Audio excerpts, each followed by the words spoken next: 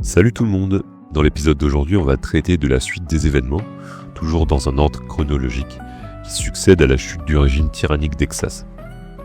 On avait conclu le précédent épisode en mentionnant le nouveau Kuningas qui lui succéderait et apporterait avec lui une période d'accalmie en gommant le passage de son prédécesseur. Ce nouveau Kuningas, c'est Akash. La population va donc, à partir de l'élection d'Akash en 87 AC, se remettre doucement de cette autocratie, les factions vont reprendre les responsabilités dont elles avaient été privées et les années s'écoulent relativement paisiblement. Mais en l'an 100 AC, exactement 80 ans après sa première visite en Asgartha, Singula, le Léviathan scolopendre, vient perturber cette accalmie en attaquant à nouveau la péninsule pour se nourrir du mana qui y demeure. Rien de notable ne se passe après cette attaque pendant encore 15 années, mais en 115 AC, c'est un nouveau Léviathan qui vient perturber Asgartha. Émergeant du tumulte, le Léviathan calamar qu'on appelle le Kraken vient lui aussi, après Singula, assaillir Asgartha. Le Kraken s'attaque en 115 AC à une province dont on avait parlé dans l'épisode 2, investie par les nomades du tumulte 27 ans avant la confluence, Kaer Ohorun. On avait également mentionné le Léviathan baleine, Kaibara, sans trop s'y attarder. Et bien ce dernier est en quelque sorte le protecteur d'Asgartha. Il est pacifique avec les humains, et il a fait de la péninsule son territoire. Il vit au sein des étendues montagneuses qu'on appelle le Silg, se trouvant au nord de la presqu'île de Kirigai, dont on reparlera un peu plus tard. Son nid est un lac gelé, le plus grand de la péninsule, et c'est ici qu'il hiberne une partie de l'année. Le reste du temps, après avoir brisé son abri de glace, il s'élève dans le ciel et survole la péninsule. C'est donc naturellement que quand le Kraken a investi les côtes de Kaer Ohorun, Kaibara ne l'a pas laissé faire et a défendu ce qu'il considère comme étant son territoire. Mais le Kraken n'étant pas résolu à se retrancher dans le tumulte, un long duel démarre. Kaibara et le Kraken s'affrontent sans relâche pendant 3 jours et 2 nuits. Ils ravagent la province, ils détruisent les structures établies par les humains. Des villages entiers sont rayés de la carte, d'autres sont laissés en ruine. Après 3 jours d'affrontement, c'est le Kraken qui finit par prendre l'ascendant sur Kaibara. Le Léviathan baleine blessé bat en retraite et laisse le Kraken prendre le contrôle de la zone. Et je vous rappelle que cette région est maintenant habitée depuis plus d'1 siècle et déjà que ses résidents ont été malmenés pendant ce conflit, que la plupart de leurs habitations, de leurs champs, voire de leurs villages entiers ont été endommagés, ils n'ont pas d'autre choix que d'abandonner Kaer Ohorun qui en plus d'être dévasté est maintenant sous la domination du Léviathan calamar. On avait également déjà mentionné les rivages turbulents en Kaer Ohorun.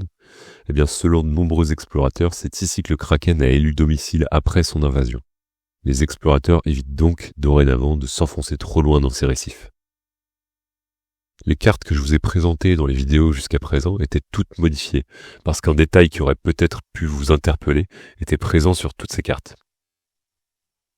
Après l'attaque du Kraken, c'est dans la précipitation que les Asgarthi érigent une structure assez imposante pour empêcher le Kraken de menacer le reste de la péninsule. Le rempart. Ce rempart est construit entre Kaer Eidos et Kaer Ohorun pour couper l'isthme entre les deux territoires. Lors de l'érection du rempart, on y façonna une entrée colossale dans l'éventualité que les terres situées au-delà deviennent un jour de nouveau accessibles. Cet accès est baptisé la porte du solstice. C'est la seule ouverture terrestre du mur et elle sera, dès la fin de sa construction, scellée par de nombreux verrous magiques pour que personne ne puisse exposer Asgartha aux dangers qui se trouvent à l'extérieur. La construction du rempart va durer 4 ans. Elle commence en 116 AC et la porte du solstice est quant à elle scellée en 120 AC, marquant par la même occasion la fin des travaux. Le Kraken a donc fait de Kaer Ohorun son antre et il continue d'y sévir. En premier lieu, parmi les Asgarthi, les bravos sentent qu'ils ont une revanche à prendre sur le Léviathan. À de nombreuses reprises, ils vont tenter sans succès et au prix de nombreuses vies de s'implanter de nouveau au sein de la province. C'est un de leurs nouveaux objectifs et ils bouillonnent désormais de se mesurer au monstre une nouvelle fois avec l'espoir cette fois de triompher. Après 35 ans de règne, principalement marqué par la rémission des institutions Asgarthi après la dictature d'Exas, ainsi que l'irruption du Kraken en Kaer Ohorun qui précipita la construction du rempart, c'est en 122 AC que Akash quitte l'Elysium. Après de nouvelles élections, la Kuningata Ekaterina Rune-Kaelash lui succède à la tête de la nation.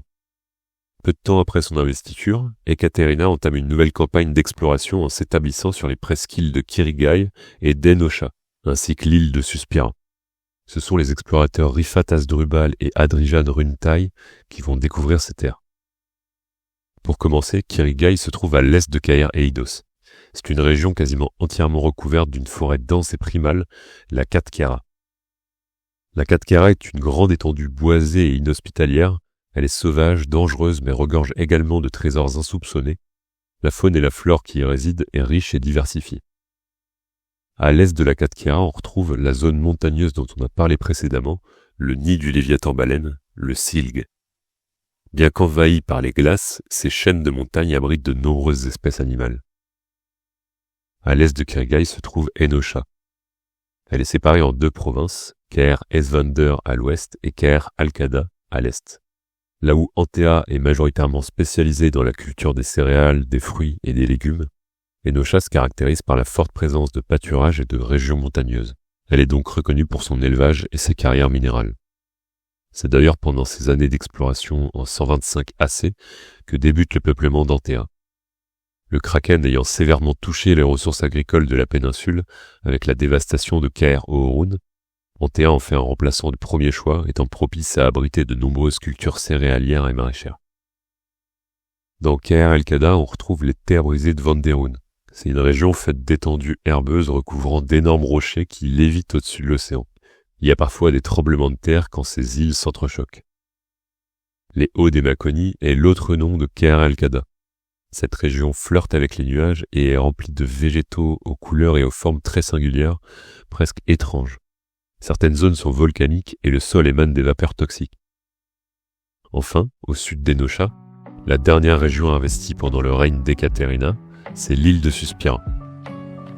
Pour le coup, c'est une île volcanique qui sera pas ou très peu habitée. Elle baigne dans une atmosphère de fin du monde, des vapeurs de soufre s'échappent en permanence du sol. On y trouve des sources d'eau chaude, des gisements de soufre, mais surtout, on y découvrira bien plus tard un minerai qui donnera toute son importance à cette île et dont on reparlera beaucoup, le Kelo. On va s'arrêter là pour aujourd'hui. J'espère que comme d'habitude, ça vous a plu et que vous avez appris des choses. C'était une vidéo un petit peu plus courte que les précédentes. Je sais pas si je vais pouvoir tenir le rythme d'une vidéo par semaine, mais on va essayer. Et sur ce, je vous souhaite une bonne journée et je vous dis à la prochaine.